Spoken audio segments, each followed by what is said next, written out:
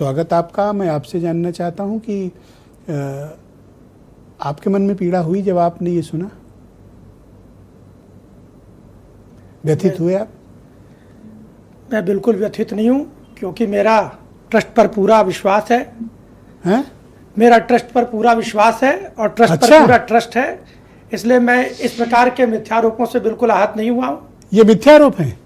ये जो मिथ्यारोप है इसकी जांच चल रही है, लेकिन अभी यहाँ पर जो 20 मिनट से जो डिबेट हो रही है, उस डिबेट में बिल्कुल ऐसा प्रकट किया जा रहा है जैसे कि बिल्कुल चोरी हो गई है और चोर कह रहा है कि हमारी इसकी जांच होना चाहिए। अब अगर आपने ये मान लिया है कि चोर ही जांच की मांग कर रहा है, तो चोर तो पनिशमेंट के लिए आपराधिक रूप से सिद्ध हो गया, फिर जांच किस बात की होनी चाहिए? अभी हमारे आम आदमी पार्टी के हमारे माननीय सांसद बता रहे थे कि इनके पैरों में चप्पल नहीं थी, इनके पास में चलने के लिए कुछ नहीं था। अभी मैं चर्चा करूं कि जो लोग आंदोलन में लगे हुए थे, जिनके पैर में हवाई चप्पल थे, वो शीश महल में कैसे रह रहे थे और कैसे जीवन दर्शन का परिचय दे रहे थे। और बड़े आश्चर्य की बात है कि पिछले 4 वर्षों से जमीन से लेकर के वित्तीय मामलों को लेकर के वो मीडिया ट्रायल तो करने के लिए तैयार है, लेकिन वो कोर्ट में जाकर के सारे एविडेंस को प्रस्तुत करके लोगों को सजा दिलवाने के लिए तैयार नहीं है। मतलब एक प्रकार से आप लोगों पर सार्वजनिक पब्लिक फोरम में आरोप लगाइए और उसके बाद भाग जाइए। ये मीडिया ट्रायल का विषय नहीं है।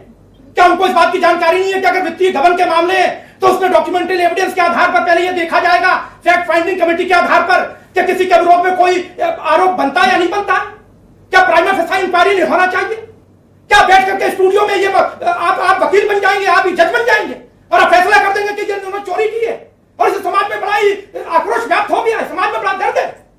अब किन लोगों पर आरोप लगा रहे हैं? अभी तक तो मुझे शैलेंद्र जी सुनिए, तो सुनिए, आपके पाराशरण पे आरोप लगा। अभी तक तो मुझे संदेह था। साधु हैं, संत हैं, परिव्राजक हैं, प्रचारक हैं। अरे सुनिए, एक सवाल लेते हैं। करके इस समाज के लिए संकल्प ले लिया, आप उन पर आरोप लगा रहे हैं। तो चोरी नहीं हुई? इनके ऊपर चोरी हुई कि नहीं हुई? तक नहीं मानी जाएगी जब तक के पूरी इंक्वायरी में उनके तो ट्रस्ट किस बात की एविडेंस नहीं आता है। तो ट्रस्ट किस बात की भी जांच की मांग की सरकार से? ट्रस्ट ने जांच की मांग की कि हमारे ऊपर आरोप लगा रहा है और हमारी परंपरा में हिस्सा है कि न भी तो मरणा दसवीं केवलम दूषितो यश। भगवान राम पर भी आरोप लगे, कृष्ण पर तो भी। जब सीसीटीवी में पहली बार मैं आपको बता, हमारे पास में उसका सुनिए, जब पहली बार ये प्रकरण सीसीटीवी, आरोप लगाएगा तो आप ये नहीं कहेंगे कि मेरी इंक्वायरी करा लीजिए। जब सीसीटीवी पर आप सवाल तो नहीं, जब सीसीटीवी में पहली बार 8 या 9 जून को ये प्रकरण सामने आया चोरी का, तो ट्रस्ट ने एफआईआर क्यों नहीं लिखा? नहीं है, ये वित्तीय अनियमितताओं का मसला हो सकता है। कैसा अनियमितता? कौन सी अनियमितता? अब ये पूरी जांच का विषय है। 15 दिन का समय दिया गया है, स्टेट लेवल की इंक्वायरी टीम बनी है, इन्वेस्टिगेशन टीम जांच करेगी। आपको रिपोर्ट तक की प्रतीक्षा नहीं है। सरकार काम करने के लिए बनी है। सरकार ने 3 लोगों की कमेटी बनाई है, जहां पर 13 लोग बैठे हैं। वहां पे आपको वित्तीय अनियमितता दिखाई पड़ रही है, चोरी का आरोप लग गया है।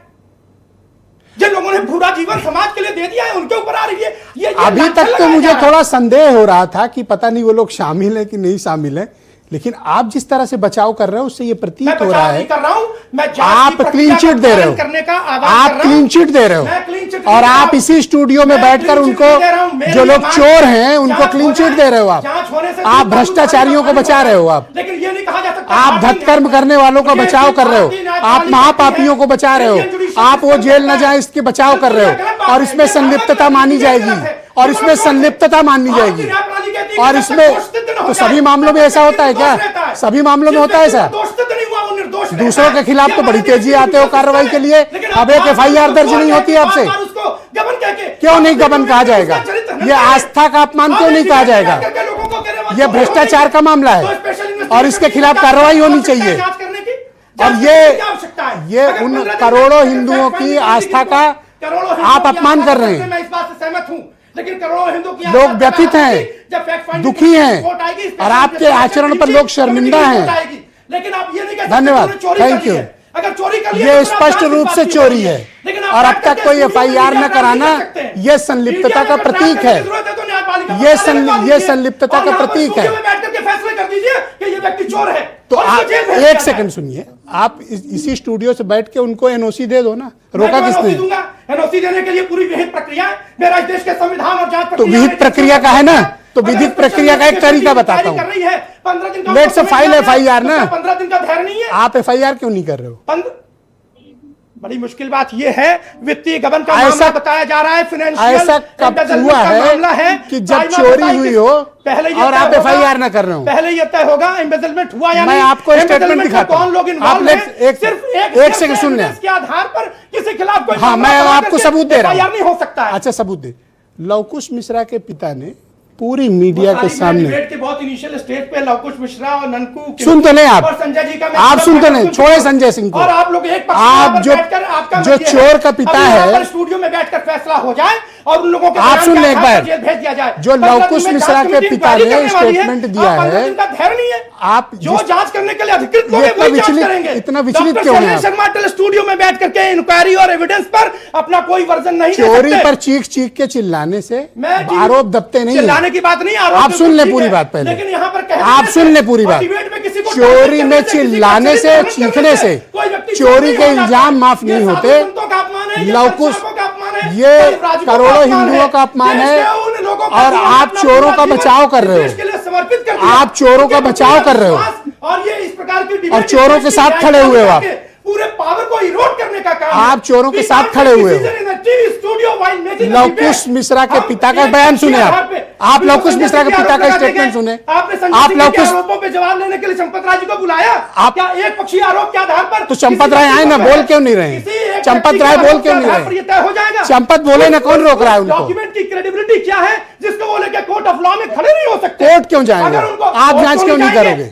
आप कोर्ट, आप डिबेट में फिर क्या करेंगे? सब कोई कोर्ट जाए, आप कोर्ट में क्यों नहीं सब जाएंगे? कोई कोर्ट जाए। आरोप है, अगर आप एजेंसी किस लिए बनी है? पीड़ा है और एकदम से सनातन धर्म के खिलाफ दर्द महसूस हो गया है आपको, इतनी पीड़ा हो रही है। ये पीड़ा आप दिख गई आज आपकी मुझे। राम का विरोध करते थे, थैंक यू, धन्यवाद। चंदे को लेकर बड़ा कष्ट हो गया, धन्यवाद। ओके, और इसके लिए टीवी में डिबेट में आके एविडेंस दिखाएंगे, कोर्ट नहीं जाएंगे, क्योंकि कोर्ट में तो चौकीदार चोर है, इसका जो है दोनों पक्षों में। ओके, धन्यवाद शैलेंद्र जी, बहुत शुक्रिया आपका। वहां फेल कर जाते हैं, माफी मांगते हैं, बहुत धन्यवाद, तो थैंक यू, इससे समस्या धन्यवाद नहीं है। धन्यवाद। आप जिस तरह से आज बचाव की प्रक्रिया में शामिल हैं, मुझे इस बात का अचरज है, वो भी तब जब लवकुश के पिता, आप सुनिए, लवकुश के पिता का स्पष्ट बयान है कि मेरे घर से 10 लाख रुपए बरामद हुए। मैं टीवी डिबेट में उनको बार बार चोर कहने का विरोध कर रहा हूं, जब तक साक्ष्य से प्रमाणित न हो जाए किसी व्यक्ति को आप आपराधिक आधार पर चोर नहीं कह सकते। तो आप FIR तो करो, FIR के लिए उसके लिए क्रेडिबल एविडेंस होना चाहिए। और क्या क्रेडिबल एविडेंस है? क्यों, कौन, अच्छा एक बात बताओ, संलिप्तता है? लवकुश के घर छापा किस लिए पड़ा? लवकुश के घर छापा डाल के 10 लाख क्यों बरामद किए गए? अरे भाई 10 लाख बरामद हुए, वो कहां थे? वो पूछताछ का विषय है, उसके पिता का बयान है, फिर वही बात है, उसके पिता का बयान है। सब्जेक्टिव आप इस एनालिसिस के, अब मैं सबूत दे रहा हूं तो आप भाग रहे हो, नहीं बना सकते। ओके सुनील शर्मा जी, धन्यवाद सर, बहुत शुक्रिया, बेचने का है, ओके कर्जे का भाई सुनील शर्मा जी, बैठ के नहीं तय हो सकता। FIR दर्ज करके